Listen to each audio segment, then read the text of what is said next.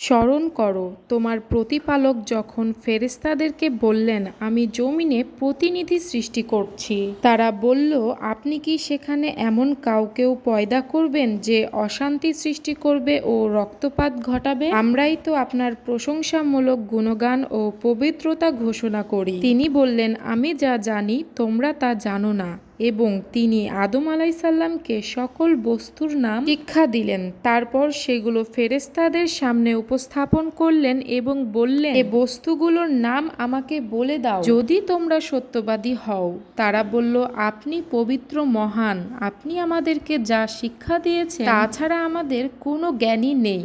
নিশ্চয়ই আপনি সর্বজ্ঞ ও প্রজ্ঞাময়। তিনি নির্দেশ করলেন, হে আদম, এ জিনিসগুলোর নাম তাদেরকে জানিয়ে দাও।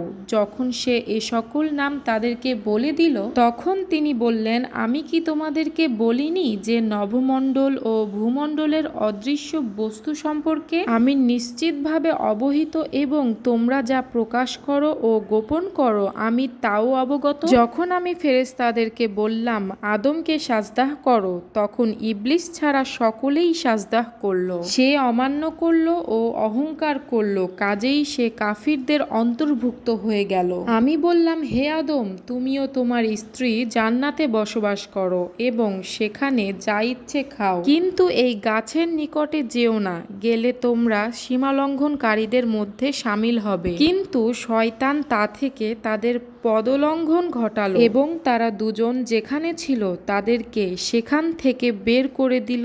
আমি বললাম, নেমে যাও, তোমরা পরস্পর পরস্পরের শত্রু। দুনিয়াতে কিছু কালের জন্য তোমাদের বসবাস ও জীবিকা আছে।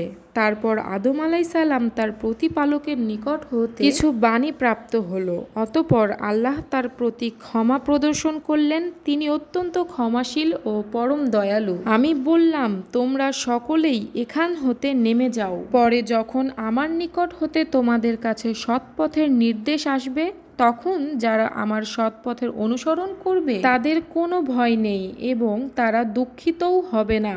আর যারা কুফরি করবে ও আমার নিদর্শনগুলোকে অস্বীকার করবে তারাই জাহান্নামী। হে বনি ইসরাইল, আমার সেই অনুগ্রহকে স্মরণ করো যা দ্বারা আমি তোমাদেরকে অনুগৃহীত করেছি এবং আমার সঙ্গে তোমাদের অঙ্গীকার পূর্ণ করো। আমিও তোমাদের সঙ্গে আমার অঙ্গীকার পূরণ করব এবং তোমরা কেবল আমাকেই ভয় করো।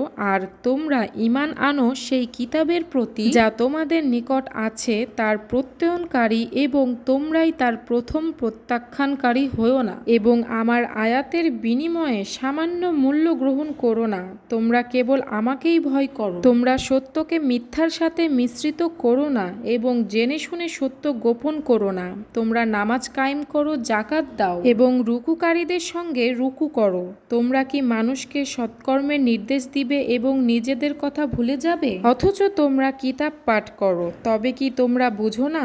তোমরা ধৈর্য ও সালাতের মাধ্যমে সাহায্য প্রার্থনা করো, আর তা আল্লাহ ভীরু ব্যক্তিবর্গ ছাড়া অন্য সকলের কাছে নিশ্চিতভাবে কঠিন। যারা নিশ্চিত বিশ্বাস করে যে তাদের প্রতিপালকের সঙ্গে তাদের সাক্ষাৎ ঘটবেই এবং তারই দিকে তারা ফিরে যাবে, হে বনি ইসরাইল, আমার সেই অনুগ্রহকে স্মরণ করো যা দ্বারা আমি তোমাদেরকে অনুগৃহীত করেছিলাম এবং পৃথিবীতে সকলের উপরে তোমাদেরকে শ্রেষ্ঠত্ব দিয়েছিলাম। তোমরা সেদিনকে ভয় করো যেদিন কেউ কারো উপকারে আসবে না এবং কারো সুপারিশ গৃহীত হবে না এবং কারো নিকট থেকে ক্ষতিপূরণ গ্রহণ করা হবে না, আর তারা কোনো রকম সাহায্যও পাবে না। স্মরণ করো, আমি যখন তোমাদেরকে ফেরাউন গোষ্ঠী হতে মুক্তি দিয়েছিলাম যারা তোমাদের পুত্র সন্তানকে হত্যা করে আর তোমাদের নারীদেরকে জীবিত রেখে তোমাদেরকে মর্মান্তিক যাতনা দিত, আর এতে তোমাদের প্রভুর পক্ষ হতে ছিল মহাপরীক্ষা। স্মরণ করো